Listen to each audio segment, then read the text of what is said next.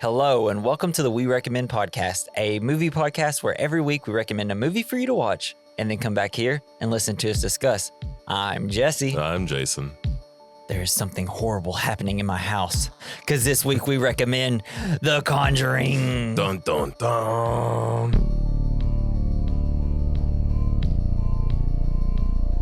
Interesting fact about The Conjuring. They don't conjure anything in this house. Nope.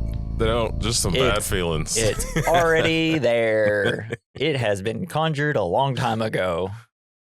So you've seen this, I'm assuming, before, right? I had not. What? Yeah. Wow. How'd you miss this one? I don't know.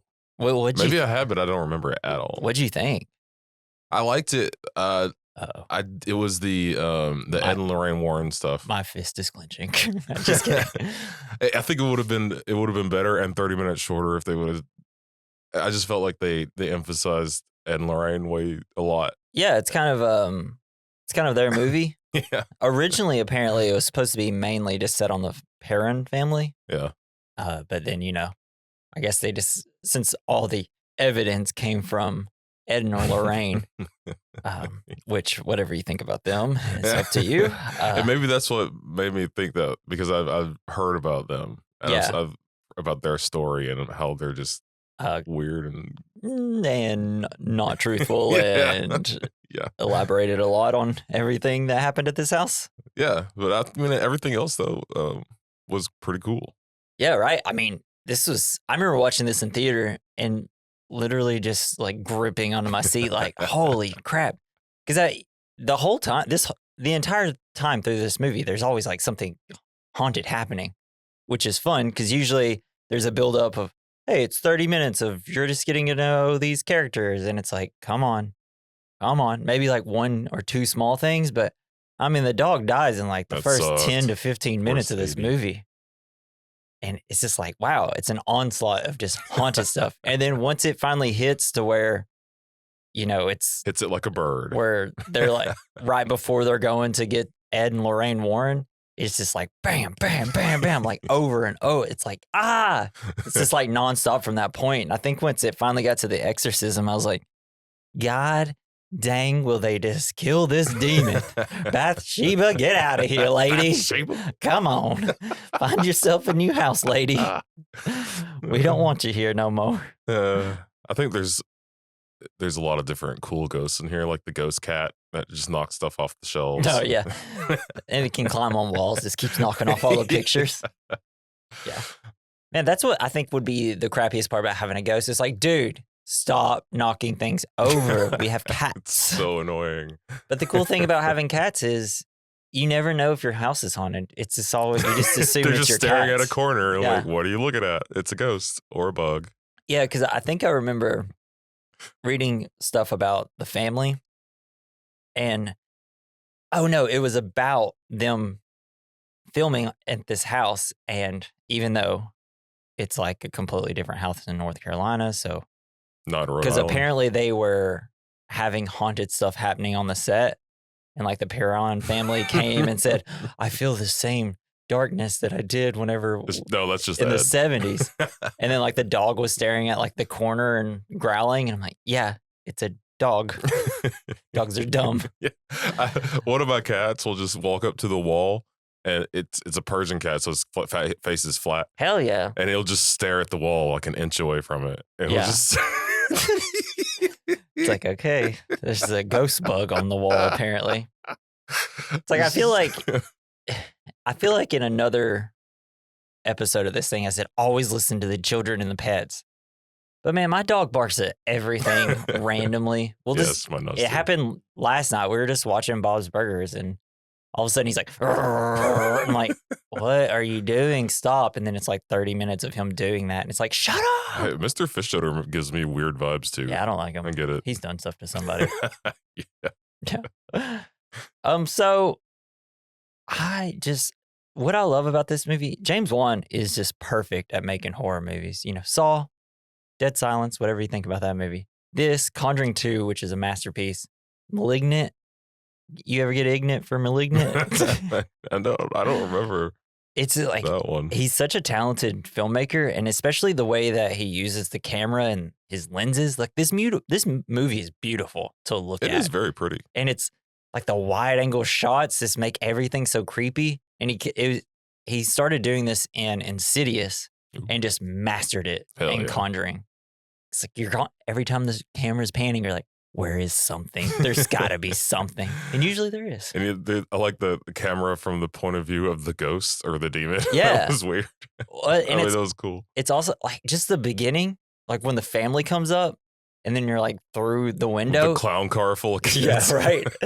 But it's like the first, watching it this time, trying to find like details in the film to like say on the podcast. And I was like, oh shit, this shot is the point of view of the demon watching this family come into this house. And I'm like, I mean, I don't know if that's what it's supposed to be, but that's what it feels like, because it's a very voyeuristic shot of like someone just like peeking through their window or something. And I'm like, oh, this is probably like Bathsheba just being like finishing her tea from hell. And like, oh, there's some people to haunt today. Yeah, let's go. Yeah. It's going to be a busy day. Man, I want this house though. It's a badass house. It's an amazing house.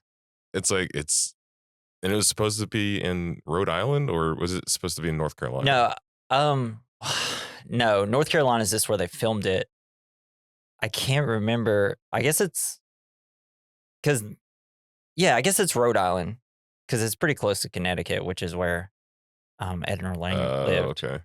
I was confusing it with Long Island, but Long Island's where they did the Amityville house. So. Oh yeah. Yeah, so we'll hop into some facts, and mainly I'm just going to completely discredit everything Ed and Lorraine said, because the thing I want to say is I think Ed and Lorraine set off, they probably actually had paranormal experiences, and they could have, if it's even real, they could have probably had some like actual things happen. But because they eventually became money hungry, like everybody that gets into the paranormal business, I feel like they'll, they get a little dramatic with explaining what everything happened is. Because the real Bathsheba Sherman was suspected of witchcraft and killing an infant child, but her name was legally cleared after being found not guilty by the court. She died of natural causes in 1885, not by hanging as the movie portrays. She is buried in Harrisville, Rhode Island. So she didn't kill her kid. Dang. And, like reading all the things that happened on this land and these houses, I'm like, yeah.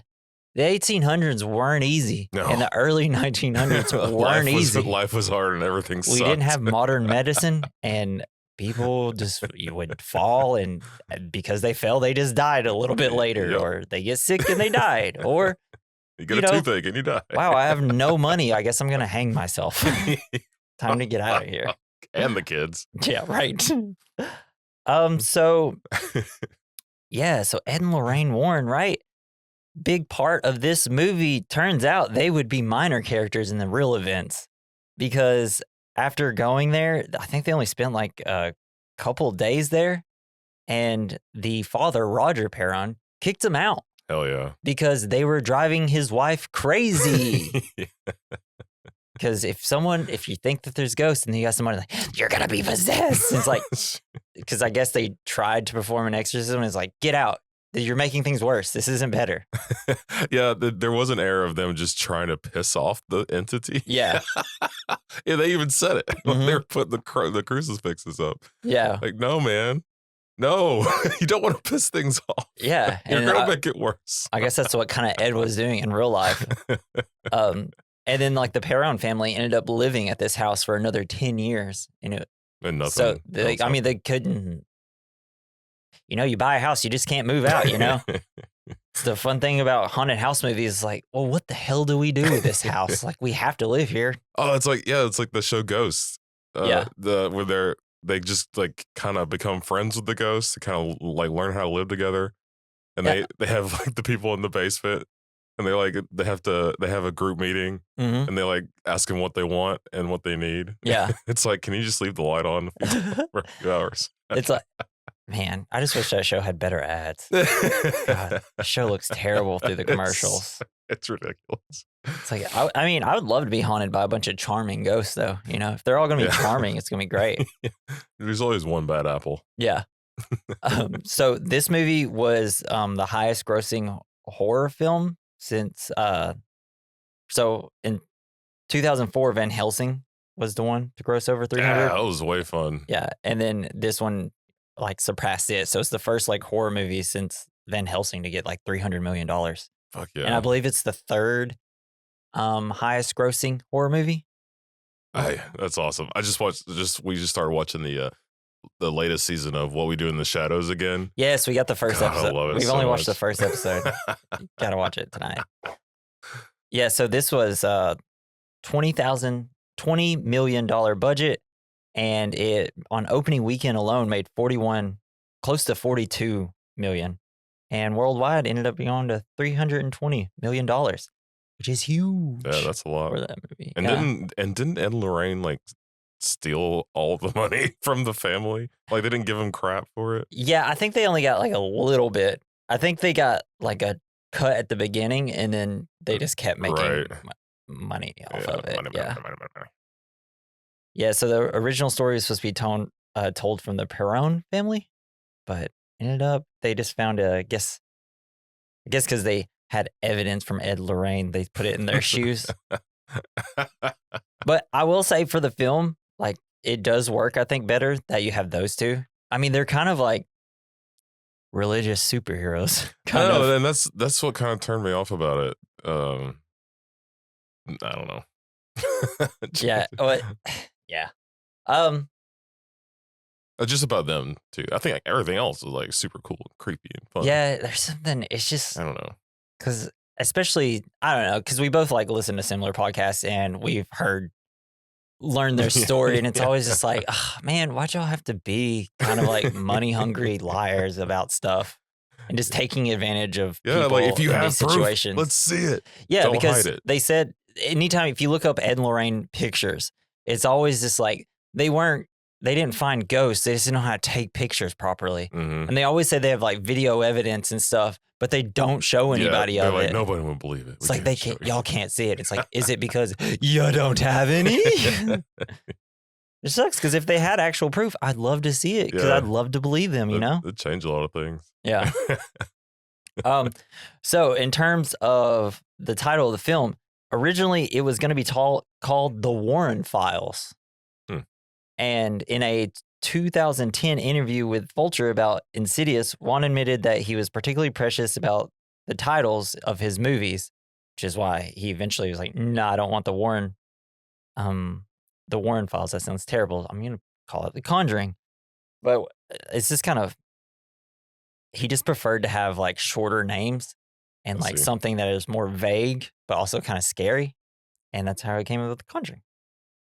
And it's kind of like the movie The Happening, where things happen. Yeah, things happen.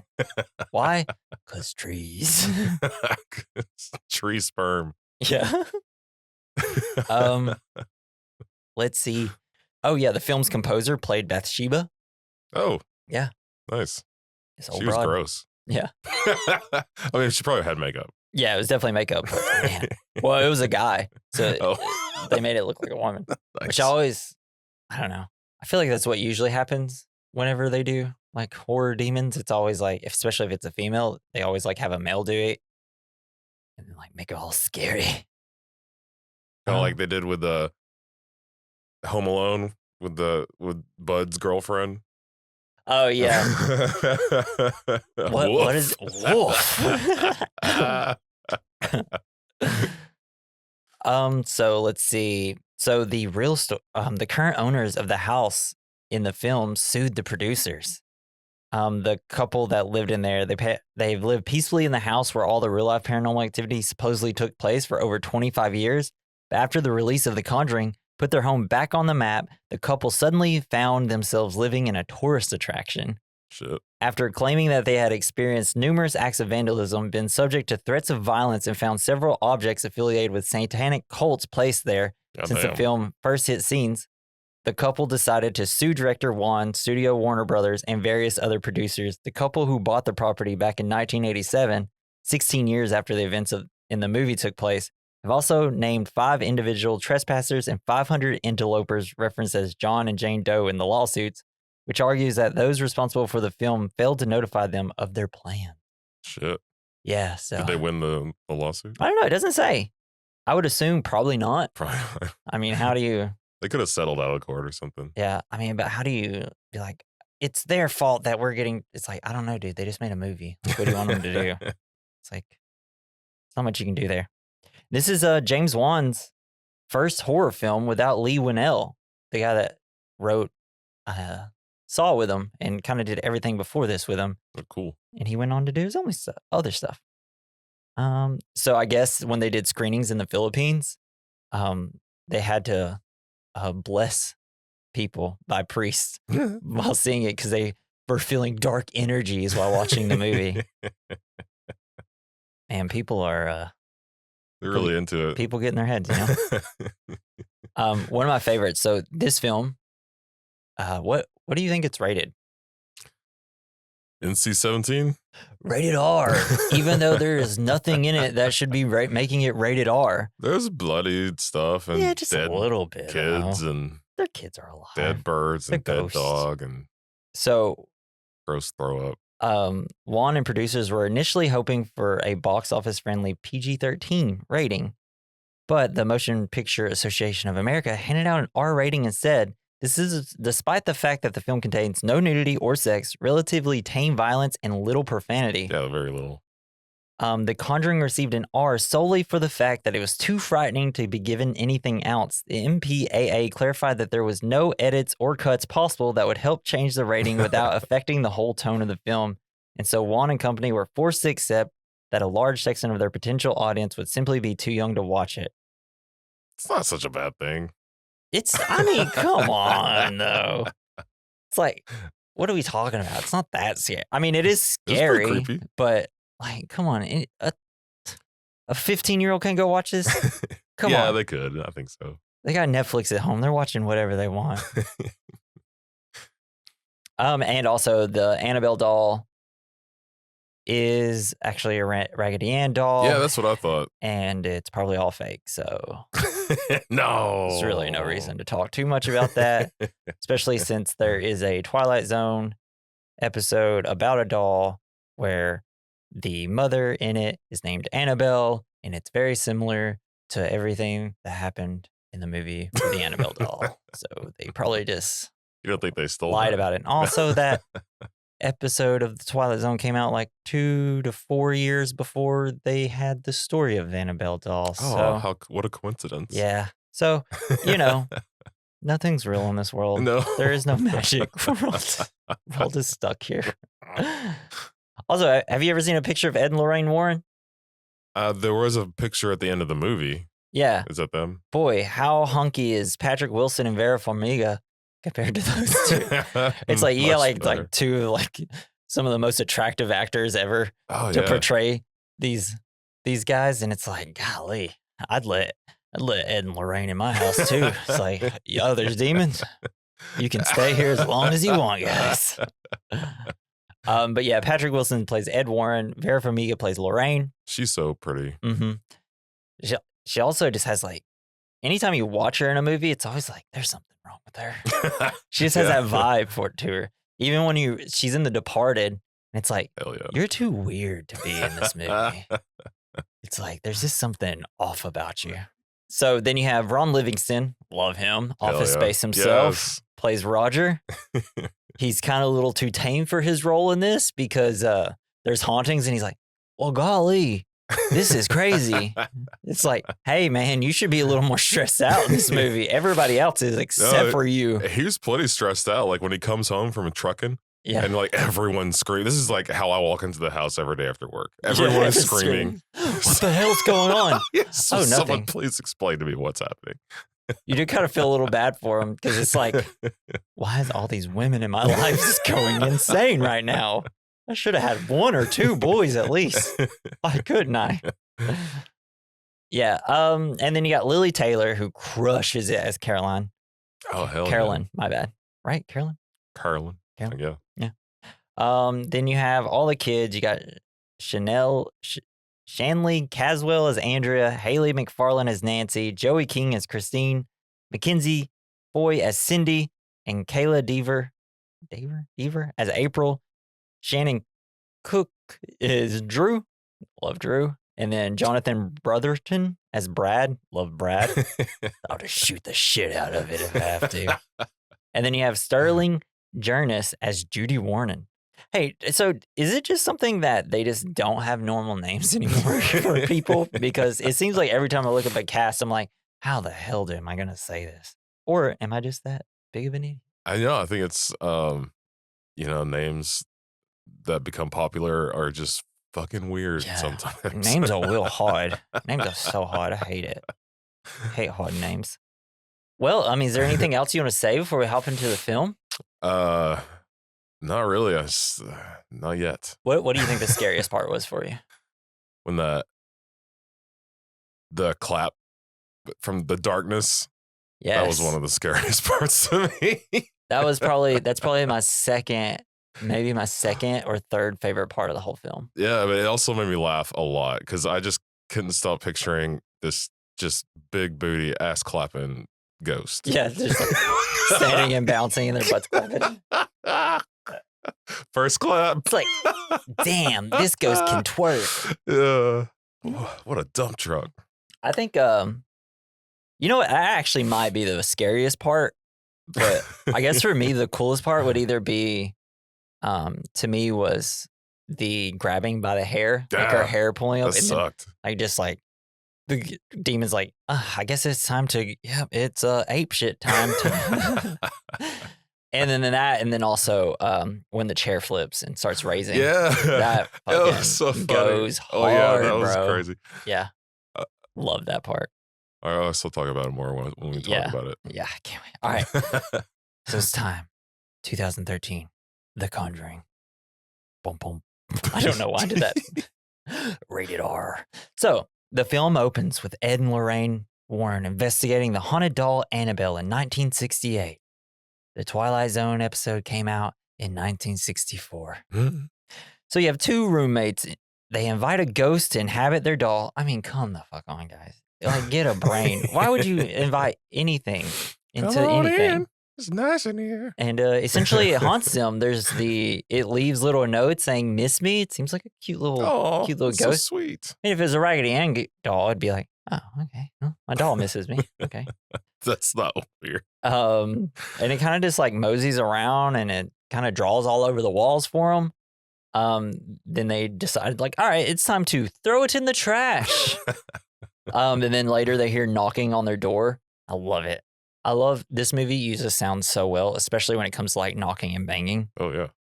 Clapping. And then they go and check their door, and it's the miss me sign again. He's back. Then a hallway door starts banging, and it's our baby girl Annabelle. She's back. Ed and Lorraine say that a demon possessed them, and they messed up by inviting it into their doll because they're not the demon's not trying to get in the doll; it's trying to get into them. So yeah, it's revealed that this was and then it kind of just ends, and it's revealed that this was a class. I guess they're just doing a seminar. I guess. Yeah. They had an exorcism for the doll, and now they have it. They are demonologists, but really, they are kooks. They had a lot of fun little toys in their little museum, though. And you got a little daughter, right? Why the hell you got it in your house, man? Get a storage unit. I don't know. And then he's like, it's like keeping the streets safe from guns by having all the guns in your house. Yeah. Yeah, it's much safer for your child. I have 13 5-year-olds. I should probably keep all this haunted stuff in my house. Ridiculous. It's almost like it was a Jew. Okay, and then we cut to 1971. Carolyn and Roger Perron move into a dilapidated old farmhouse in Harrisville, Rhode Island with their $5 daughters.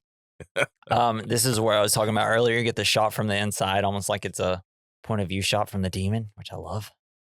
And then during the first day, the family moves in smoothly, except for the dog. Dog's like, fuck no, man.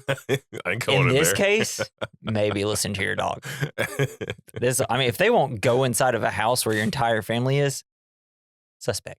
I'd be suspect about the situation in the house. Just put a pin in that one. Yeah. It's like, let's just hope it's a ghost cat and that he doesn't like. And then we kind of cut to this great one shot showing off the house where it like starts from above and then it lowers down and then moves with one of the girls going into the house and cool. going under the thing. Oh, under the movers? Yeah, beautiful shot. Cool Loved music it. too. Yeah. Oh no, this movie kills it with the music. Especially since they have a Dead Man Bones song, which I believe is what. No, that's a little later. Dead Man's Bones. It's Ryan Gosling's band. Oh shit! Yeah, it's when they're setting up all the haunted equipment. Yeah, that's Ryan Gosling singing. All the cameras and stuff. Yeah, and the tripwires. It's one of the best albums to listen to for Halloween. To listen to. Neat. They have like a bunch of really good. Some songs are like me, and then some songs are like fuck yeah. And so they're showing off the house, and then it's ending. It ends with Cindy hanging a wind chime. Then we see one of the girls is playing with a music box by this crazy fucking tree. That tree, not real. They built it. Wow. Yeah. Because trees don't grow that creepy, I don't think. Spooky. It's like, that's an insane tree. I want one just like it. Yeah. If I had to hang myself, it would be that tree. Just kidding. Oh, I'm fine, guys. I'm good. No. I'm in a good mood. So that night, the children play a game called hide and clap. Yeah. Okay. I did that and I got the clap. Yuck. I don't know. Dangerous game in a 2-story home. Yeah, whenever you have. Yes, exactly. I feel like there should be limits to where, like, the parents should be like, you can't go upstairs. Yeah. Yeah, exactly. You either play upstairs or play downstairs. No, just keep it to downstairs only because she always falls off the banister. That's true. I thought for sure she would. What a fun house to play this game, though. Man. All those loose nails that snag your feet on and stuff. I don't know. I want a house like this, though. It's beautiful. Yeah. So, and while playing, one of the daughters finds a boarded up entrance to a cellar. Boom, boom, boom. It's like boarded up, and I guess she like bumped a piece of wood out, and her father's like, God damn it, daughter. And then he goes down and inspects with like a single match. So creepy and good. Yeah, for a moment I thought maybe they didn't have flashlights, but they definitely did have flashlights in 1971. Go get a flashlight. I don't know, maybe look for a light in there. I love this cellar, especially when it gets to where there's just the one single light. Oh, it's so beautiful. God, I used to have a basement like that. It was creepy. My parents would hide the Christmas presents down there. Yeah. It was the creepiest fucking basement. Krampus is going to get you if you look at him. Yeah. So after he inspects the basement with a match, the family just goes to bed. It's a really creepy cellar, though. What do you think it's boarded up for? Probably just like, just... Because there's a lady with a knife down there. Oh, okay. Yeah, Taylor Swift is down there. Look what she made me do. It's like every night. Shake it. It's like clapping them cheeks. But so the dog's like barking and stuff. Carolyn expresses concern because the dog is barking so much. Listen to your dogs. Especially if they won't go in the house. But if they're just normal dogs and they're just barking randomly inside your house, it's just because dogs have small brains. He's like, don't worry about it. Or Sadie, I've got her on a chain. Yeah. That's in the middle of the woods, and it seems like there's probably predators out there. So in the morning, Carolyn wakes up with a mysterious bruise because she just got boned. Got boned hard. She's like, what did you do? Because before this, it says, are you too tired to christen the house? I didn't say that. Just starts hitting her with a baseball bat. Movie's kind of secretly horny. That's what I like about it. Yeah. So she gets up. One kid comes out saying like, there's a bad smell in her room. And she's like, is it still there? Like, no. It's like, well, fixed it. Then, don't have to worry about that anymore. Then she noticed like her giant creepy clock stopped at 3:07. And then she notices another thing stopped at 3:07. Is there any significance to that? Or it's just like... Yeah, that's when the girl hung herself, I think. The demon hung herself. I'll explain it later. I have it in here. Then we see Roger is downstairs in the cobweb-covered cellar. Love that it's the single light bulb. Look, very creepy. And it's hanging. Yeah. Just swinging back and forth. Perfect. So creepy. So there's like, make sure there's shadows everywhere constantly moving. Yeah. It's very fun. The creepy piano. Yeah. Jesus. It's like, how'd they even get that down there? Yeah, it was very cartoonish the way I thought of it, but yeah, it's just like pushing it down. I mean, it's like remember that the scene in Scream or Scary Movie. Scary Movie where she pushes the piano down. I gotta watch that before October's over. But so no, for real, how'd they get the piano down there?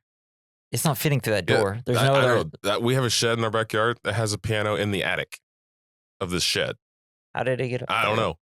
I guess you just take them apart. I don't know. Oh, jeez. It pisses me off though. It's one thing in the movie that I'm noticing. I'm like, why? How's there a piano down here? It's one of those stupid things. Things. Are heavy as hell. It's just something my brain latches onto and it won't stop thinking about it. So she notices the clock in the kitchen is also stuck at 3:07. Listen to your clocks. And then April goes outside looking for Sadie, but Sadie is dead. Turns out this demon is dogs. Bad. And then love cats. Yeah. Then we cut to the Warrens' haunted room where they have a bunch of haunted objects. They explain more of the conduit aspect of it wanting to latch on because that's the whole point of what the Conjuring house is trying to do. Like sticky gum. Yeah, and then we learn that apparently something happened to Lorraine during an exorcism. It's very vague. They bring it up like 3 times before they actually show it. Their daughter sneaks into the haunted room. Why the fuck would you have all this stuff if you have a child in your house? Don't know. Children like to lurk and look at things. And touch. And there's a movie, since I said lurk, called Evil Lurks. No. And it has this great line in it. It's like, evil loves children and children love evil. Yeah, hell yeah. It's such a good line in that movie. Why didn't we do this year? So Ed and Lorraine have a vague discussion about him not blaming himself for what happened to her. We don't know what it is yet. So over the next couple of days, we get a bunch of various paranormal activities that always occur at 3:07. So Christine feels something pulling at her foot hard and something farting. Oh, stop farting. Joey King in a ton of movies. Not the best actress. Roger hears some banging in the house and doors open and closing seemingly by themselves. I love it because this is where you get a lot of really wide shots and he's just like slowly walking in his house as he's hearing things and like panning shots where you're like, something scary is going to happen. Something scary is going to happen. Maybe nothing. Always at the edge of the frame. Yeah. But then one of the doors that he saw closed, next to it is an open window, which whenever like paranormal investigators and stuff, they're always like, it's just was there a draft? Is there a draft? And it's like, no, draft don't cause everything, guys. But in this case, maybe it did, maybe it didn't. Yeah. But if you do have a window open, your doors will just do the craziest shit. Yeah, well, especially if you have like 2 Multiple, open. Yeah, it creates a wind tunnel. And it's like every time we have like a couple windows open, you go to close the bathroom door, it's like, BAM! It's like, God dang, dude. I didn't mean to do it that hard. It's always fun. It is always scary. This house is not cool enough to be haunted. Just seems like a regular old basic house. I don't think anybody died in it. Do you think like if a house is supposedly haunted, you should be known? Like if you were going to buy a house, they should tell you if it's haunted. I feel like if there was like a murder there, they should disclose that information. Or if would you buy it still? If it was this house, probably. It was, like let's say, like 10 years ago, someone got murdered in this house. Does that affect you at all in terms of buying a house? I don't think I'd care personally. I'm like, well, I mean, I didn't commit the murder. Yeah, and like you got to live somewhere. Yeah, and they said, they've already bought the place. I'd be like, I just hire someone to come in and deep clean it first. Ace Ventura, exorcise the demons. Yeah. So at night, their young daughter Cindy sleepwalks into the eldest daughter's Andrea's bedroom, where she bangs her head repeatedly against an old wardrobe. Don't. Try to get into Narnia. Yeah. While Carolyn is showering, Roger notices another bruise on her. She's like, you should probably I don't know, go to the fucking doctor. Well, she says she has like an iron deficiency. Yeah, she like that. I guess that's what she thinks it is because she's constantly taking iron pills. Pumping iron. Really, she's taking possession pills. And we get a little bit of stuff about Roger. He's got to get insurance like on his truck and stuff, so he's got to work and he's got to pay for this giant house that they can't, I guess, that they have to repair and everything. So he's got to make a lot of money. So he's a long haul trucker, I'm assuming. And yeah, they make good money. While he leaves for work, Roger sees a bird fly into the house and die. That sucked. And then, yeah. How many birds hitting your house and dying before you move out? I feel like it's like, all right. Because actually, like Natalie the last weekend I worked, she had a bird like come in and like knock itself out. It eventually like woke up and flew away. But she had like put it in a box for it to like, like get comfortable before it could fly away. And then yesterday, like this one bird flew into the window like twice. Oh. Huh. Stupid birds. We used to have debating on whether I should move. Fly into our window. Yeah. Oh, that's crazy. So the kids go off to school, leaving Carolyn and April alone. She's talking to someone. April is. Rory. Yeah, Rory. Apparently you can see this entity in a music box that she has. Carolyn tries, but April jump scares her before anything pops up.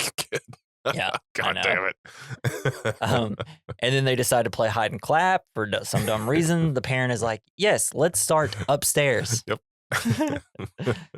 These parents are...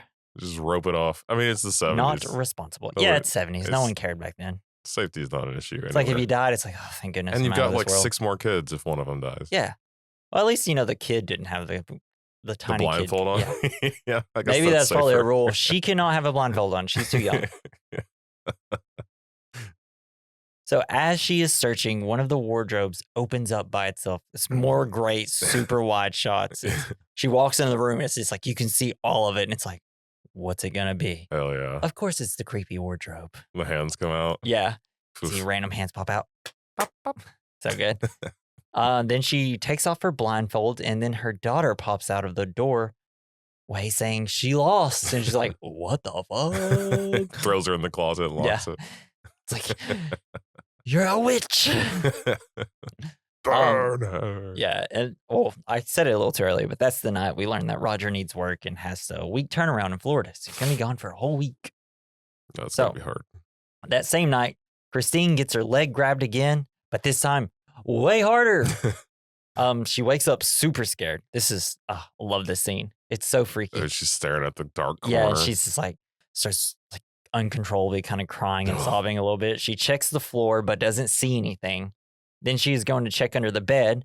While looking, she noticed that their bedroom door is slowly opening. That was a cool shot, like upside down looking under the bed. Yes, it's neat. Rad. But it's pitch black in the corner, so she can't really see anything, and we can't see anything. She apparently seeing something. She wakes up Nancy to look. She checks and sees nothing, but smells something horrible. It's like, damn, this is a group of girls that fart everywhere. Then suddenly the door slams shut, and she screams, Roger and Carolyn come check, and nothing is there. Christine said it wants my family dead.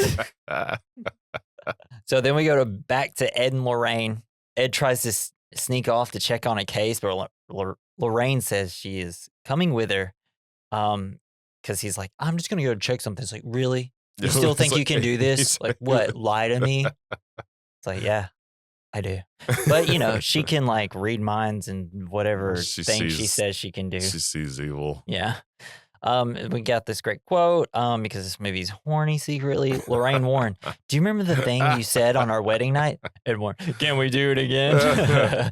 No, the other thing, that God brought us together for a reason. And I don't think it's to write books. Well, you ended up writing plenty of them, so. Yeah. Then we cut to Ed and Lorraine. They're going off to look at this house with this couple. While checking on the house, they debunk a haunting for the family. And they're just like, it's your pipes, you dummies. But this is supposed to be giving him credibility throughout the film. Yeah. And like it didn't also say that he, in the very beginning, he's one of the only demonologists recognized by the Catholic Church, but he's not a priest. Yeah, he's not a priest, and he can't technically perform exorcisms. And he shouldn't. Doesn't stop him. So at night, Carolyn takes some iron pills and notices more bruising. While she folding clothes, she hears giggling and then clapping. She thinks it's the girls. She checks, but they are all asleep, right? Yeah, they're all asleep. And while going downstairs and checking, go ahead. No, it's just like whenever all the shit falls down and crashes and nobody wakes up. Yeah, nobody wakes up. I like to say that was probably the ghost just like suppressing the sound for the girls. I don't know. Sure. I mean, if there's ghosts, they can just do whatever they want in a movie. And then bam, all the pictures hanging up on the stairs come crashing down while we hear laughing. It's really good. It's a great jump scare. Oopsies. She goes downstairs to find who did it, but there's no one there. Then she hears more clapping. It leads her to the top of the cellar stairs. She goes in to check it out, and dumb broad just falls over into the basement. And I love it. It's just like, ow, ow. Oh God, that must have hurt so bad. I feel so. And she should have been way more bruised after that. I feel so bad for her, man. I know she gets the shit kicked out of her. This mother just like, damn. Sucks for her. Bad luck. Ouch. Fucking So bus sheep. while down there's a ball thrown from nowhere though. Then all the lights go out. She hears laughter. She runs back upstairs trying to bang on the door because she can't get out. She lights a match to see. Then we suddenly see two hands come out of nowhere. And then she's like banging on the door to get out. Like, let me the fuck out of here. There's not enough F words in this movie. I'd be even if the kids started saying it, I'd be like, I get That's you. about right. I get you. Daughter, I'd be saying it too. Then Andrea awakes to Cindy banging her head on her wardrobe, and she goes to stop her. She lays her down in her bed, but at the wardrobe, as the wardrobe's door starts opening and closing, she checks it out, and suddenly, what looks like an elderly woman jumps on top of her from the wardrobe. Yes. That got a huge scream in the theaters. Oh, really? Yeah, that was crazy. It's just, she's hanging out up there. Yeah. Well, so, because this is kind of where everything's just like, it's haunted now. We're just doing it. We're here. It didn't take too long, and we're here doing it. But I think it's just like, it's the culmination of the whole scene of all these small, slow things, very uncomfortable things. And then finally it's like, there she is. She's here now. She's on top of kids. She quotes Beetlejuice and jumps down. Showtime. Then Roger conveniently just arrives home to a house full of screaming women. Yes. He's like, damn. God, I just got home. All their cycles lined up again. Just kidding. Sorry. Oh, God. That is true. A female on this podcast. We're too broy when it comes to things. Mm-hmm. Just kidding. So Ed and Lorraine show an exorcism, though. We learn that Ed isn't allowed to perform exorcisms. He explains the 3 stages of demonic activity. Infestation, so like noises, stuff like that. Oppression, makes you feel bad. And then possession, pretty obvious what that one is. So Carolyn is in the class or seminar or whatever they're doing. Carolyn seeks the help of Ed and Lorraine Warren to validate their concerns. They try to say no, but then she brings up their daughters, and then Lorraine clutches her pearls little necklace again. Wait, I don't think she has the necklace yet. Yeah, she doesn't. So as they arrive, Lorraine, I love that there is no like, oh, this is a lie. Blah, blah. There's no like, we don't believe them at first. It's just like, all right, we'll come check it out. We don't want to because, we want to go home. But which is what my excuse would be. Like, I just want to go home. I don't want to do this right now.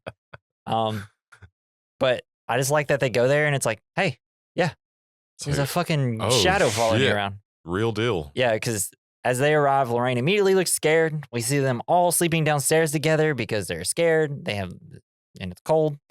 The furnace was downstairs. Like, I guess he never got it working. Well, he said he checked the furnace and it's working fine. Oh. Yeah. They explain the smells, the 3 knocks, the clocks, pictures being knocked down, and the wardrobe. Lorraine asks to see the cellar. We get a close-up and we hear screaming. This is a close-up because she's just kind of like in her mind's eye hearing all this stuff. Oh, yeah. It's really cool. Seeing all the spiritual stuff. She turns to say, something awful happened here, Ed. It's like, yeah. The black mold everywhere, probably. Yeah, it's just unsafe. Yeah. This whole house is unsafe. Yeah. So Ed asks why they still live there. They explain they don't have the money to leave, and who's going to take in a family of 7? Nobody. So they perform a recorded interview. Lorraine talks to April about Rory. Lorraine looks at the music box to see if she can see him. While looking at it, she sees a little kid. And what a creepy ass fucking music box. Yeah. The little clown that picks up out of it. Yeah, if I saw my kid playing with that and like randomly finding this house, I'm like, oh, that's cool. Can I see that? Chuck it into the river. Like, you ain't playing with this, dude. Something James Wan is really good is at having scary kids in his films. Oh yeah, Dead Silence, even though those are puppets, but they're the size of kids. that's cool. And then Insidious, there's a lot of like creepy kids randomly hiding and walking in the background and stuff. Like white robes and shit. Yeah. Fuck. And he's also good at like creepy old ladies. Yeah. Man, once I get old, I'll be like, man, just because I'm old doesn't mean I'm creepy. I know it's got to be hard, Ageist. all the ageist people. So they are scary as hell. Yeah, they are.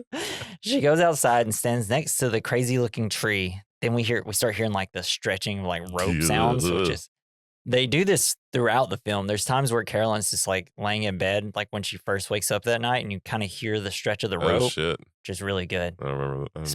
This movie is like fucking perfect, dude. It's great.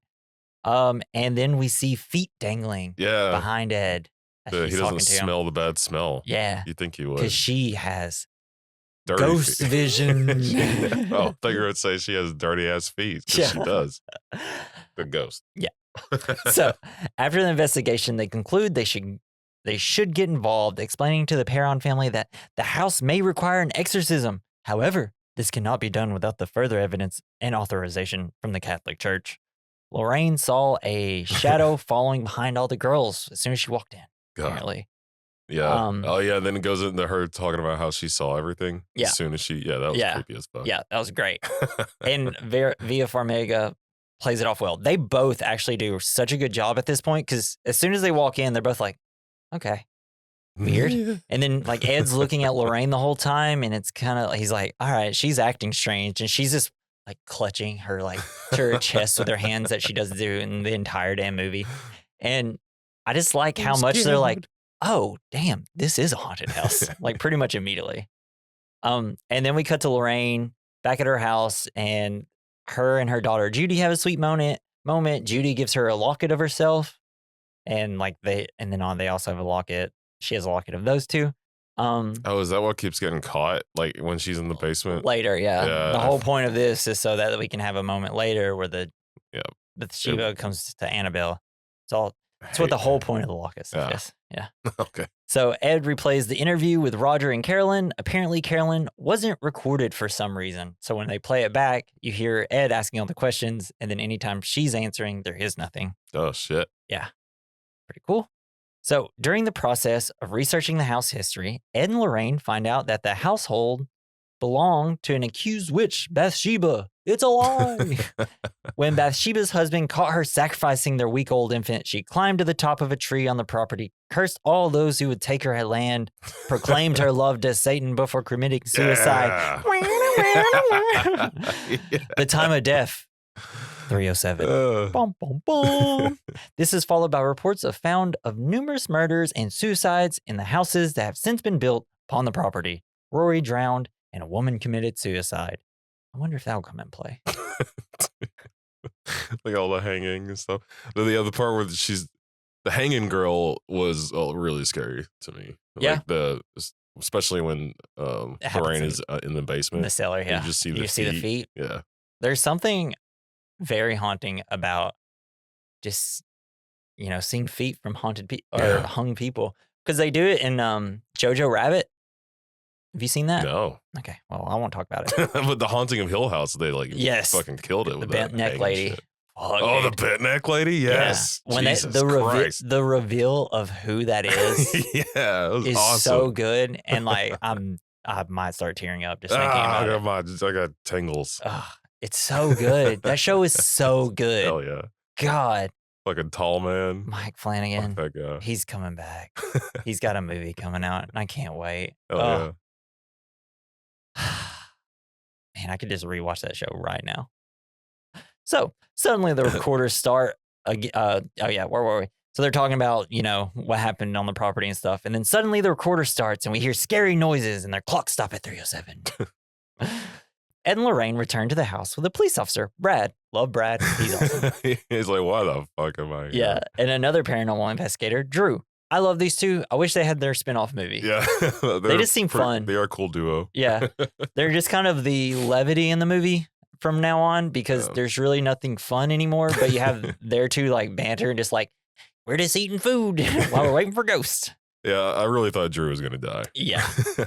But nobody does. Yeah. Kind of a shame. I know. I feel like we should have lost one kid. Yeah. Just or at least kidding. one adult. Well, I mean, we did lose the dog. Because he would have been the easiest person to die. Like, just kill off. Yeah, kill Brad. I feel like it's probably the easiest one. Because, Drew may have to come back for a sequel.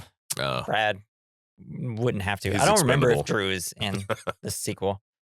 So they set up the thermal cameras and alarm systems throughout the house in an attempt to prove the spirit of Bathsheba is inhabiting the house and receiving authorization from the Catholic Church. This is where we have the Dead Man's Bone song. Yeah. I'm not doing it because I can't sing. I always try it on the podcast, though. So Carolyn and Lorraine, they talk about they look over this crappy picture that was taken for the movie. Yes, with the sky in the and it's background. just the sky. And Lorraine's like, oh, this must have been a beautiful day at the beach. And Carolyn's like, photoshopped. How did you know? I mean, we took this ambiguous picture of us in front of a sky. How'd you know it was the beach? And it's just kind of talking about, this just explains Lorraine's powers of insight, and Carolyn, the fact that Carolyn loves her kids, which is why what she's going to do later is going to be so heartbreaking. I don't know what I'm doing. Murder. I definitely have plenty of coffee in my system, and I feel like you can tell. I've had plenty myself. So Drew shows Andrea how black lights work. They obviously are flirty. Oh, they have like cool black light posters. Yeah, and it's stuff. like Grateful I Dead. wish Drew like showed her. It's like, because it's obviously there's like some sort of flirtation here, and then she like puts her hand down and then like shows it. It's like, you should take this to my bedroom. You see a lot more than that, like, girl. I don't know how. Did they use the black light to see the ghost jizz? Yeah, I mean, that's Isn't that what essentially you what do it with is. them? Like, yeah, I think it's kind of in hotel rooms, something like that. I think they're just kind of using it to like, I don't know, because I guess it's supposed to be showing like ghost stuff, but the only time they actually use it is when they're just following the feet of one of the girls as they walk into the wardrobe. Oh, that wardrobe scene. That's such a good scene too. And then while they were talking, then suddenly the bathroom door opens slowly. But it was just Brad. He had to take a tinkle. He's like, what? I had to go to the bathroom. Like, yeah, I mean, it's just weird the way you open the door before you're done. I don't know. Maybe don't do it that way. Look what she made me do. Yeah. So Ed and Roger talk about crosses and stuff. Then suddenly the cellar door opens. No, this scene was funny to me when they go downstairs and Ed's like, he's like, he doesn't see anything or doesn't hear anything. And he was only down there for like 10 seconds. He's like, okay, I gotta go. Yeah. Nothing down here. Let's go. Let's go. I don't like this. Let's go. Then we go found footage style, which is I love because it's supposed to be kind of like the aspect ratio of the screen changes to like, I don't know, like a Super 8 or a 60 millimeter camera or something. Could look a little more old, like the film. It would have been a little bit better, I think, if it looked a little more old. But they go downstairs. You got great sound design because they have that mic. Yeah. And it's like scanning like the pipes and stuff. Oh, such a good part of the film. Foley work. God dang, this film's so good. And while investigating, Lorraine starts feeling weak. She has diabetes. Oh, no. Her blood sugar. Oh, the true horror. The silent killer. Yeah. They go back upstairs and hear something as they go up. Then suddenly, the door slams shut as they get out. They're like, I guess it is a ghost. Yeah, like the cameraman turns around and he's just like staring at Ed's butt. Yeah. And Aaron turns around and is like, did you grab my ass? It all happened. It's all real. But yeah, Brad, who has the camera, it's like, oh, he looks scared for a second. Like, oh. No, that's probably nothing. Let's go. Yeah. And for the first night, though, nothing happens and the clocks don't stop at 3:07. And they have this thing where they cut through the channels of all the microphones they hear. Like Drew cuts through it and it's this loud static as they listen to the rooms. And it's really dope and creepy. Yeah. So that's whenever you watch paranormal investigation things, whenever you first, like when something spooky is about to happen, they always have like the gain turned up really loud. So it's just that static before you hear like a slight noise or something. Hell yeah, dude. And that's one it's always fun. It's always really fun. In the game, Silent Hill 2, that you've got that radio that every time like a monster is near you, its static starts playing real loud. Oh, really? God, it's so scary. Hell yeah. God. It's so fucking I need to scary. start playing scary video games. It's always so scary. It's so scary. Yeah. So the next day, they all eat breakfast together. Everyone's super happy. They're all happy that Ed and Lorraine are there, making them feel safe, apparently. So Ed and Lorraine, Lorraine's out. Oh yeah, Roger's gonna take everybody for ice cream. Ed and Lorraine, they're gonna stay with Carolyn. Do the chores. Yeah, do the chores. Nice. So Lorraine's out there hanging up clothes. Ed's over there just straight up trying to hump her while they're out there. They just talk about why God brought them together and stuff, and how much they're in love, and how worried they are for stuff. And then Ed walks away. Hell yeah. Because then suddenly a storm comes in, and while Lorraine is alone doing laundry, one of the sheets blows away and gets stuck on, like, I'm assuming Bathsheba. So good. Yeah, that was badass. And then the sheet blows away straight onto the window, and as the sheet blows from the window, it's Bathsheba or Carolyn, whichever one. It's so good, though. It was good. It's so cool. And scary. Carolyn's going to be super pissed because that was her favorite sheet. It's like, wow, Lorraine, you couldn't even do my laundry correctly. Yeah, Jesus. Like, after the possession and everything's clear, it's like, Lorraine, my favorite sheet, where is it? And she's like, it blew away. Bathsheba blew it away. It's like, you bitch. But yeah, so after we see the Bathsheba kind of in the window, we cut to Carolyn's room, and we see like a hand-shaped bruise like on her arm appearing. Oh, fuck. She wakes up, and then all of a sudden, she wakes up screaming, and then like the Bathsheba gets in front of her head and just like pukes in her mouth. Let's fucking go. No, so does that mean she's possessed now? Yeah, she got all the demon goo. She got all the goop in her. Yeah. Ugh. Hell goo, or whatever you call it. Lorraine tries to get to her. Carolyn comes out and tries to act normal. She's like, yeah, I think I hear Roger and the kids. Fun thing is, the kids are just pulling up. She didn't hear them, but because she's a demon, she knew they were coming. Oh, shit, yeah. Because she can see everything on the property. I don't know how demons work. Yeah. If you're a demon out there, go to We Recommend mailbag at gmail.com and let us know.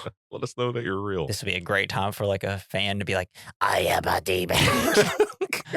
This is how we work. I really don't appreciate how you guys talk about us. It's like, we're just trying to live out here. Yeah.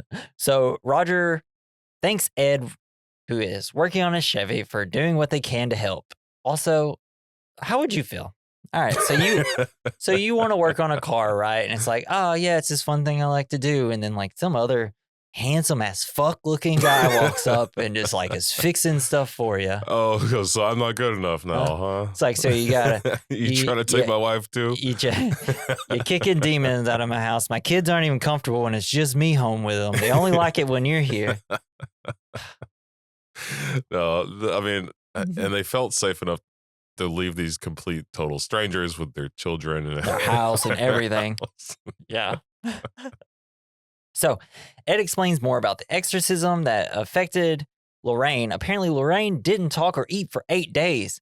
And we see a little shot where they're doing an exorcism that we last saw when Carolyn went to go see what was going on. Apparently the guy like grabbed her, they looked in each other's eyes, and then she just started screaming. So she saw something and it affected her. Goo her in the face? Didn't goo her in the face though. Oh man. Lorraine doesn't like goo in her face from other men. Yeah, just that. Ed doesn't know what she saw though. I'm assuming hell. Yeah, he can't see shit apparently. Yeah, he's just like, I don't know. Like, I feel like Lorraine sees stuff and Ed concocts the stories. And like in real life, I feel like. Oh, or maybe they're both lying. Yeah, or they're both lying. So that night, they are all still investigating. Then Brad hears the wind chime rustling. And about this wind chime. Yeah. So when she first put it up, did it look to me like they were using fishing lures? Yeah, I don't know. I think it was just seems a little hooky. Seemed like a project maybe one of the girls did. Yeah. Maybe. just full of hooks. Yeah. God. But yeah, so he hears the wind chime rustling and a rocking chair slightly moving. And then while he's like going to invest, but he also, while he's looking out, he hears, look what she did. What she really made me do. So he goes to investigate it. Then in the laundry room, he sees a woman with cut wrists. Then it jump scares him. Look what you made me do. That was pretty good. Yeah. That was pretty good. And I love that Brad sees it, right? Because you know that. Because he didn't believe it at all. It's like, let's get this guy not believing out of the way as quickly as possible. That's what I like. It's like, I hate when people don't believe things in horror movies. It's like, Dude, you're in a horror movie. Just believe it, please. All you're doing is prolonging the plot. That's what kind of kills me. Especially when it's like kids are seeing things and the parents don't believe. It's like, I know how this goes. Please just let everybody believe. It's just, I guess, my patience wears thin. Yeah. After you watch a billion horror movies that do that, it's like, come on. You know what's going to happen. Yeah. Do something different. Yeah. So, which is what I like about this movie. It kind of always... Oh yeah, this is my first horror movie where I've seen a ghost use a gun. Yeah, hell fucking yeah. So then the pictures start going off because they have like a motion activated camera. Because Cindy is sleepwalking, but she's not the one triggering the cameras. They say. Could you imagine your house being rigged up with this? You just open a door and flash in your face. There's just a bunch of pictures of people coming out of the bathroom like with like a terrified look on their face. Yeah. So she goes into a room and it closes behind her. It's the one with the wardrobe. Drew listens into the room. It's a boy's voice showing her a hiding place. Ooh, very creepy. Very good. Way to go, Drew, for listening. They get into the room but can't find her. Apparently the room is freezing to the point where you can see their breath, which is great. Then they get a UV light that sees her footprints leading into the wardrobe that has a secret compartment that leads into the wall. April tells Lorraine that that's where Rory hides when he's afraid. Nope. How? So rad, though. How cool. I want a wardrobe next to the wall that has a hole in it so I can just like what a great place. Like put a little light in there, little nook for you to read your book, play your Switch in there. You can keep all your pornography in there. Yeah. Or play your Switch in there. Yeah, or just your Switch. Yeah. It's like your crank room. Yeah. Socks hanging everywhere. Yeah, stuck to shit. It's like you can take the socks out. Nope. I like the aroma. Oh, God. Man. Literally. Good old Tubi. Yeah. He's my favorite. Tubi Halloween. So Lorraine enters the wardrobe where she finds a noose and falls through the floorboards down into the cellar. Hell yeah. All this rules. That was fucking crazy. Yeah. I thought she was going to get snagged by the noose. Yeah. That would have been cool. My luck is I just like take a piece of wood straight to like the guts or something. There in the cellar, she sees the spirits of people whom Bathsheba has possessed through the music box and realizes Bathsheba's purpose is to possess mothers and use them to kill their children. She then is attacked by her and yanks at her locket.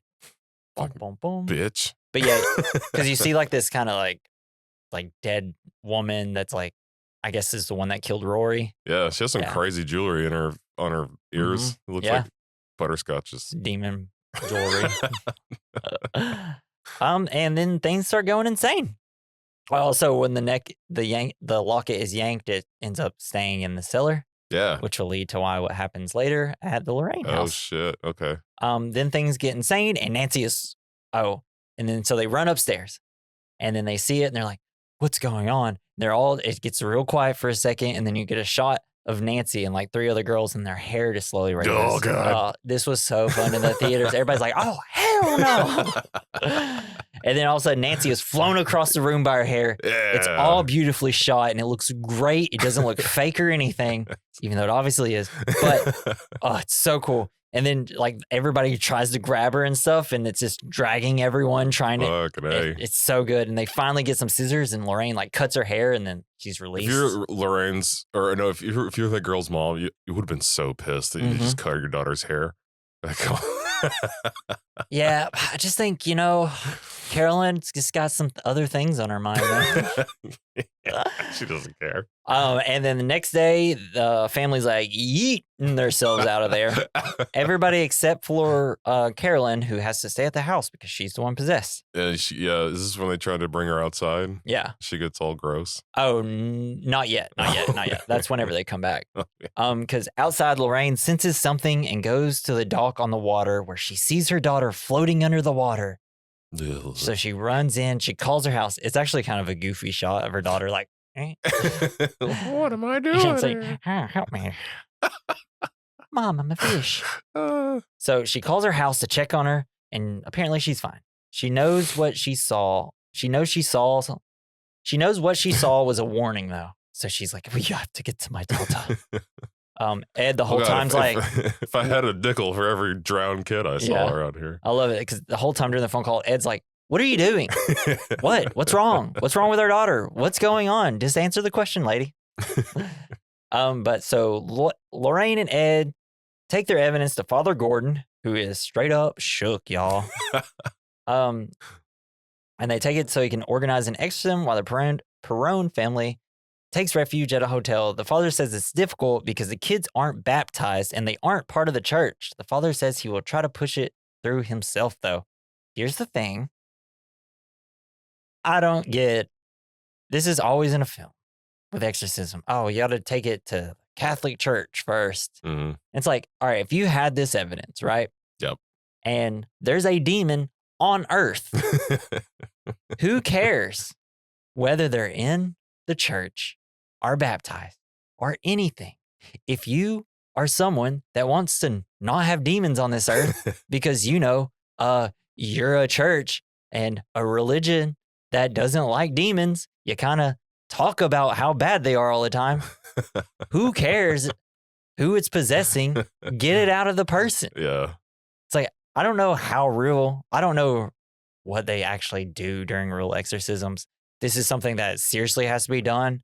Or what, the holy water? Well, shit? just like, like the Vatican or whatever has to be like, yes. Yeah. This is a possession. Oh, they're not religious. Oh, I guess they're going to have to die and burn in hell. Yeah. It's like, I don't understand why it's always in movies. It's always the thing in like exorcism movies and stuff. And I'm like, well, who cares if they're part of a church? Right. You want to banish this demon to hell, kind of right? Want to just protect these people from the bad I don't know. things. You're like supposed to be the good guys here. Let's not get stuck in red tape. It's like when you don't pay your insurance premiums and you just fucked. You know? I guess I understand like they don't want to start just doing exorcisms on everybody because then it's like, well, this person actually just might need medical help. Yeah. No, but no. In this case, who cares what the Vatican says? Let's just be like, look, there's an actual ghost. If you believe me, you need to send somebody down here. It's like, just trust me, get them here now. Well, they only take like the real flashy cases. Yeah. Well, I mean, they get a woman being drugged by her hair floating in the air. I feel like they're like, Drew, did you get that? No, I think we should probably go on this one. I'll just call and be like, no, listen, I legit seen a demon here. We synced it. Yeah. Okay. So we're back at the Warrens. Judy's necklace is going crazy because Lorraine's got pulled off in the cellar. So now I guess Bathsheba can just teleport to wherever the cellar necklace is. Oh, shit. So Judy hears or sees something and goes to search the house. As she searches, the haunted object room is open. She goes in and the Annabelle doll is gone. Creepy ass doll. Fuck. Then all the light goes away and we hear the hanging rope noise. Yeah. And suddenly the whole house is banging. Then Judy sees Bathsheba combing Annabelle's hair, who then turns her head to look. Yeah, that sucked. And then finally her Nana wakes up. I don't know. I just think that ghosts or demons can suppress noises for people. Yeah. Or maybe it's just all in Judy's head. I don't know. Just make the air super thick. Yeah. Can't cut that with a butter knife. Lorraine suddenly senses something is wrong as they drive into their driveway. As they open the door, a chair is flung at Judy as Ed pulls her away at the last second. And the whole time you got the Nana just like banging on the door. It's like, damn it. Every time Nana stays over, Judy gets haunted. It's just like having a wrestling match. Yeah. Fucking chairs. So Ed goes to the Annabelle display case and she's back there. Was it me? You'll never guess who it was. So the family's relief is interrupted when Carolyn suddenly drives. We're back at the hotel. When Carolyn suddenly drives back to the house with two of their daughters, Christine and April, Ed and Lorraine rush to the house where they find Roger and Drew struggling with Caroline as she tries to stab one of her daughters with a pair of scissors. Here's the thing, right? They do our boy Roger dirty in this movie. He needs to be a better parent. Take all your daughters with you.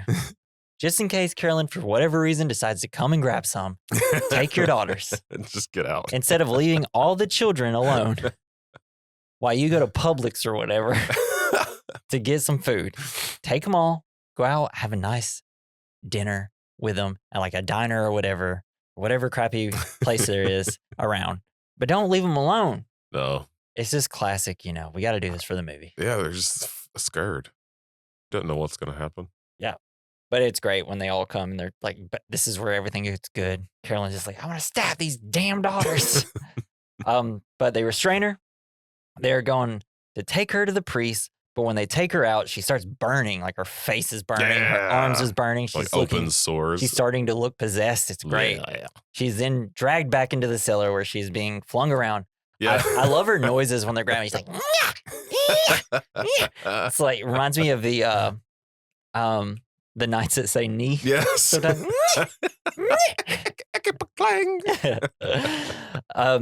so she's being flung around. Carolyn starts beating the shit out of everybody and bites Brad in the neck. It's so good. On the face. Yeah, it's like, And then, because he runs down and he puts the shotgun down. Yeah, he sets the shotgun first. Yeah. Yeah. And then they tie her to a chair and put a sheet on her. Oh, it's so beautiful. I love this that was scene. fun. This scene is so good. This is what you do with a cat when you can't really get them, or like. Yeah, that's what they do. Like at Natalie's job, when they got to restrain a cat that's like unruly, they throw a towel over it so they can do stuff to it. Yeah. Yeah. So Ed suggests they call the priest, but Lorraine reminds him that the priest is too far away, forcing Ed to perform the exorcism himself. I'm gonna have to do it. Oh, I guess I should probably be the hero of this story, right? Really shouldn't be doing this. Yeah. But he tries to tell Lorraine to leave, but she won't. Because God brought him there for a reason. Ugh. Drew continues to look for April because April escaped during the whole scuffle. She's in the hidey hole. Yeah. Ed starts the exorcism. Then the house shakes and they're all getting scared. Suddenly, birds start flying into the house and circling it. But the thing is, you got a great shot of the house like going around the house. Yeah, it's really good. Birds stuck in windows and shit. Nature hates this house. Yeah. And it's like, why do demons get to possess birds so easily? I think they just piss the birds off. Yeah. So bad. So while the others hold the tormented Carolyn down, Ed continues the exorcism. Drew finally hears April under the floor. Carolyn spits blood in the sheet. It's rad. That was cool. And then Ed's like, reveal yourself, Bathsheba. And then the demon like reveals itself as a sheet. The sheet rips, and then you see her like, oh, it's so rad though. Like with the blood and like her gross yellowish looking face at this point. And then Drew starts to bust open the floor. Yeah, that was fun. Yeah. Just ruining the house. Yeah. Thanks, and then Drew. Carolyn seemingly stops struggling, and for a brief moment, it seems the exorcism was a success. Suddenly, her chair starts to rise, and it flips over, and she's held upside down. Yeah, but I love it. I love when this happened because Ed's like, let her go. No, man. It's going to break her fucking neck. Hey. Get under her. How about you let her down gently? Bathsheba, please be kind. Let her down. Throw down a mattress or something. But yeah. Ed yells for the demon to put her down, and after a few tense moments, she's released onto the ground. She's like smashes that chair. Yeah. Hey, smart for Bathsheba though. Hell yeah. She got it broken. She got out. Yeah. But it's so rad. That was pretty cool. And then all of a sudden, a giant bookcase almost lands on Ed. Roger rushes over to Carolyn and tells the demon to leave her body. Carolyn slowly turns to Ed and says, "She's already gone, and you're gonna die." Yeah. Suddenly, the demon makes Brad's gun go off. Almost shoots. That was awesome. Yeah. So good. Yeah, like, have you ever seen that before in another movie? In a movie? No, because usually they possess like a human and then they make them use the gun. Yeah. But to just like knock over the gun, it's like I wish it was like a close up when there's a safety on, but they unclick the safety. Honestly, bad move by Brad. You got to keep that safety on, brother. Yeah, he shouldn't have a weapon. Yeah. It's the 70s. They didn't believe in safety back then. Meanwhile, Drew finds April hiding under the floorboards in the kitchen. He yells down to the cellar that he found her, and this alerts the demon inside Carolyn, and she dashes up the cellar stairs to find April in order to complete the sacrifice. Fuck. Bum, bum, bum. Yeah, she crawls through the walls and shit. It's great. Oh, it's so creepy and good. Ed and Lorraine Warren, along with Roger, rush up the stairs after her in order to stop her from going through with it. The possessed Carolyn chases after April through a tunnel underneath the floorboards. Carolyn grabs a hold of April. Ed yells Bathsheba's name, and the demon reveals itself. Kind of looks like a bird face almost a little bit. That's why I can possess the birds. Yeah. But yeah, this is essentially the climax of the film. But at the same time, Lorraine reaches down through the floor, grabs Carolyn's head. She tells Carolyn to remember how much her family means to her and to remember what she told her about how special they were to her and that they mean the world to her. God, I put that in a weird way. And what she would leave behind if she went through with it. This seems to get through Carolyn as her face relaxes and her breathing returns to normal. The demonic presence in her eyes seems to fade, and she barfs. Yeah, all that steamy goo. She just was sick. That's all it was. She just had a bad stomach bug. Yeah. So, exorcism didn't do anything. It was just her remembering that she loves her family. Yeah, right? Love is the answer. Love is the answer.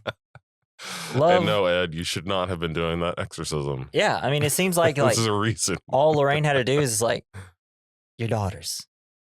Oh, you're For right. the kids. I'm not possessed anymore. But yeah, the scene changes to Carolyn being helped out of the front door to a now sunny morning. As she crosses from threshold of the door into the sunlight, the bruises on her skin disappear. It was she walks out very carefully, like, all right. And at this point, this is where the police officer puts her like in handcuffs because she assaulted him. Yeah. And that's no, you just see him like walking out the door with like floating handcuffs, and he's like putting it inside the back of his car. You're gonna have to come downtown, Bathsheba. We finally got you this time. Taking it to the pokey. Yeah. You're not gonna want to know what they're gonna do to you in the prison, lady. So where was I? Roger and Carolyn rejoice with their family in the front yard, embracing one another, knowing it's finally over. April returned Lorraine's locket back to her. So, all right, you're a kid. Your mom gets possessed. It's like 20 minutes later. She's outside, and she's like, "Let's all hug." Be like, "No, Mom. Give it a few more minutes." Yeah, like, we actually might need some therapy. You tried to kill me. I just feel like we need to sit down and talk a little bit. She needs a straitjacket. Yeah. So after they ward off the demon at the Perron household, the Warrens return to their home. The scene cuts to Ed entering his room of possessed objects and artifacts. He places the old music box from the house on an empty space on the shelf. Lorraine enters the room and they leave together because they love each other. And after a few seconds, the music box starts to play on its own, and the camera slowly pans back to the music box. The camera zooms in on the mirror, the open music box, and the music slowly comes to a stop. The end. Dun, dun, dun. It's still possessed. Even though it doesn't technically possess the objects, so they're just hanging out in that room, I guess. Yeah. I don't know. That part doesn't really make sense to me. I really wish they would have had Ed and Lorraine just a mid-air high five and they pause right there. Yeah. Yeah. So the music box is just possessed by the kid, though, right? Rory. Not really by Bathsheba. But it's like, it was more, I don't think the music box was possessed at all. It was just technically they can't possess these objects, but they just hang around them. I don't. Well, that's what they use to see it. Yeah. So it's not. I don't know, dude. It gets pretty hard to understand. It's probably cursed. Yeah, it's maybe that's why it's there. It's probably because it doesn't exist. It's not real, so it's hard to explain things that aren't real. I guess I don't know. It is very difficult. I mean, if it is real, that'd be kind of cool, but also scary. Hell yeah, that'd be cool. It's like I want ghosts to be real. I just don't want the whole possession demon thing to be real. Yeah, that'd be a tough thing to deal with because there's got to be a lot of them. Even though I thought I remember being back in Sunday school and reading something about technically there's not supposed to be interference from the devil and stuff. I don't know. I just vaguely remember it, and I always kind of remember it. But then I'm like, yeah, but we're all demons are coming after us and stuff. I don't know. I'll have to look it up. I just vaguely remember something like that. Maybe I'm making it up in my head. I don't know. It doesn't matter. But The Conjuring, it's amazing. It's beautiful. It's a fun movie. It's great. So much fun. I'm scared. So we're going to hit our first category, the good, the bad, the ugly, the fine. It's where we discuss the good of the film, something we liked, the bad, something we didn't like, the ugly, something that didn't age well, the fine, something that did age well. For me, the good, I just put just like the cinematography, the camera direction, and just like how well it used to build the suspense and the terror. Fuck yeah, man. Yeah. What do you got for the good? No, that was basically what I thought was really good. I don't know. It was an interesting exorcism story. Yeah. You know, I always love an exorcism story. That's the fine as well. You know, the just exorcisms. They always kind of. They work. They age pretty good, especially Halloween season. I mean, there's nothing scarier than like losing control of your body, and it's like, oh, I'm gonna go to hell if we don't get this out of me. Also, I want to say Lily, what's her name? Taylor? Lily Taylor's performance as the mother is amazing. Hell yeah. She crushes as being a haunted person. The bad. What do you got? The Ed and Lorraine stuff. I wish they could have cut out a lot of it. Yeah. I don't know. And focus more on like the ghosts that they were seeing. Like whenever you see the lady in the basement it's like stabbing her daughter or whatever. Yeah. I kind of wish we would have seen more of those ghosts. Yeah. Surprised they didn't get like, you know, how Annabelle has films, The Nun has some films. I'm surprised they didn't go back to this well house of like this couple being, you know, possessed by Bathsheba and stuff. But I guess we know the ending, so maybe they're like, I don't know. Yeah, spoiler. My bad was the fact that there's a haunted objects room in a house with a daughter. It's one of those things I can see like making the movie, and it's like, we got to make it for like a couple scenes. And I guess that's where that's an actual thing they had in their house, which is what makes me believe that they were full of shit. Because why would you have that in your house? And can't you still go to this museum or whatever that they have? Well, I think she still lives there. I don't know if she's died yet, but yeah, I think you could. I don't know if you can go there anymore. I don't know. So the ugly is yours, Ed and Lorraine, or because that's mine. Yeah, I mean, because when I first watched this movie, I was like, oh damn, like, are these people legit? And then like now I'm like, damn, these people aren't legit. They are not legit. Apparently they like with Conjuring 2, that movie. You know, like they're the whole like main story, like main characters of that story, pretty much. They were there a day at the Enfield Poltergeist haunting house. I'll have to watch that one. That sounds cool. Conjuring 2 is amazing. I love that one. It's so good. It's probably weirdly, like almost feel like sometimes this movie is a little bit scarier than that one, and the other one's just kind of cooler. Yeah. Because nuns don't scare me. Right. But there's like some shots in that movie, especially of like the old man ghosts. Yeah. Dude, it's just the filmmaking in that movie is better than in this one, which says a lot about. Yeah, I mean, but the whole Ed and Lorraine thing, I wish that the dad could have been like the hero or something. You know, like maybe the dad and the mom together. Maybe even the kids could have helped be the hero. Especially because in the real life story, he's like, get the fuck out of my house. Yeah. And that would have been a fun thing to have in the movie. Yeah, right? Like, I got this. Get out of here, you weirdos. Let's just remake it, but like we'll try to be as accurate as possible. So the fine, what aged the best for you? Yeah, I guess you already said it with the exorcism movies. Sure, and the exorcisms, the spooky ghosts. Yeah. Clapping. Clapping their cheeks. Yes. Mine was James Wan. Hell yeah. Stop doing your fucking superhero movies and get back to horror, baby. I don't want to see you do Aquaman. I want to see you do... did he do both of them? Yes. Oh, man. I haven't seen the second one. Those movies, personally, to me, I haven't seen the second one, are mid. Overly long and look bad. Though there is the trench scene. Jason Momoa, what a hunk, right? Yeah. That dude is a bro. Love the guy. But the trench scene in Aquaman 1 is so good, and it's like, that's fucking James Wan right there. Hell yeah. The camera work in Aquaman's great though. But yeah, James Wan, master of horror. Let's just say it. He's really good at it. He's probably the best that we have, other than maybe like Jordan Peele and Mike Flanagan. Nice. Probably the top 3, I would say right now. Hell yeah, man. But yeah, so we're gonna hit up our next category, which is double feature, something that we think a movie that will go well with The Conjuring. What do you got? Well, I was thinking The Wicker Man. Yeah. Just because I want to see it. Like the original or No, not the original. Oh. Wow. But I don't know. Have you ever seen the original? Is it scarier? It's a masterpiece. Really? Yeah, it's a masterpiece. Doesn't have bees. No. It's just done so much better than obviously the crappy Nick Cage one. That's just funny. Yeah. The thing is, like, I don't know when the last time you watched the Nick Cage one. Have you ever seen it? It's been so long. Man, it's actually way more boring than you remember. Oh, that's too bad. The wacky parts are so wacky and it's great. And just go on YouTube and watch it. Yes. But the original Wicker Man it's amazing. I love it. Yeah, I guess I was just wanting a good laugh. Yeah. Scary movie. I don't know. It's a great movie to, like watch and just get drunk or high. It's a perfect movie for it. I'm going to do mine. Mine is Ouija.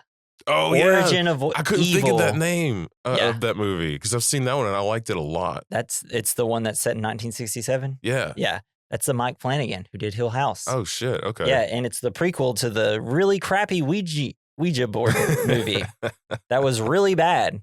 But this movie rules. If you like Mike Flanagan, it's really good. It's got some of the people that's always in his film, like his wife, Henry Thomas, the kid from E.T. Oh, shit. Elizabeth Reeser. She's the super angry one in Hill House. Oh, yeah. Yeah, the one that's just like pissed the fuck off. But yeah, it's an amazingly well shot movie. If you like Mike Flanagan stuff, then you got to watch this movie. He's just super good at building suspense and oh yeah, man. Something that he's great at characters too. I think he just crushes with characters, and of course that's why I like his movies. Did you ever use a Ouija? No, I want to, but nobody does, and which also creeps me out, the fact that nobody does. So it's one of those things where it's like you want to try it, but then at the same time it's like, damn, but what if? Yeah. What if? And then you'll never be able to tell if someone's actually just lying and moving it themselves. So it's like, what's the point, right? Because you'll never actually believe it if it happens. So once you just get possessed. But that's our discussion on The Conjuring. Guys, we have a bunch of stuff coming up. Yes. The ending of Halloween, sadly. But the beginning of Christmas. The day of Halloween, we are going to come out with our annual Halloween commentary. This year, we're doing the next one. Halloween 2 has one of the funniest moments in the entire series in it. I can't wait for Jason to watch it. He's going to be like, what? But it's so funny. I can't wait. The guy gets obliterated by something, and I can't wait to show him. So on Halloween, it will be out at 12 a.m. So you can just boot up Halloween 2, click on your audio device player thingy, and listen to us ramble on about stuff, I guess. Hell yeah, man. That's gonna be mainly fun. Laugh and talk about how kind of boring the Halloween 2 is. And then the week after this episode, we are doing an election special. That's right. So Monday, the day before Election Day or whatever, we will be doing a movie that I feel like will go well this year with the election. We're going to do Purge election year. Because we're being cheeky little bastards about it. It's actually probably one of the better Purge movies. Those movies, there's like 2 decent ones and the rest suck. Yeah. So I haven't seen all of them. We're going to do the first one and that one. Yeah. And I think this is the third one. The second one's actually probably the best one, but we're just going to do the third one because, I can put election in the, Show hashtags notes. and stuff. So it will get more views, hopefully.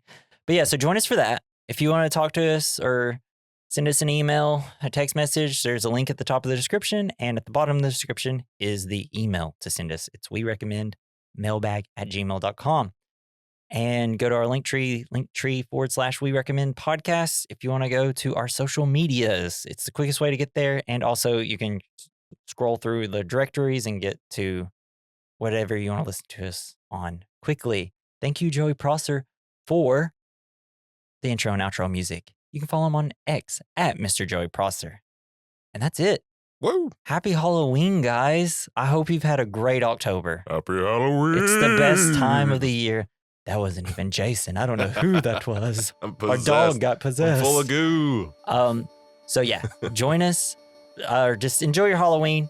Stay safe. Eat some candy. This has been the We Recommend podcast. I'm Jesse. I'm Jason. Bathsheba, I condemn you back to hell. Yeah. Love when I screw it up. Bye.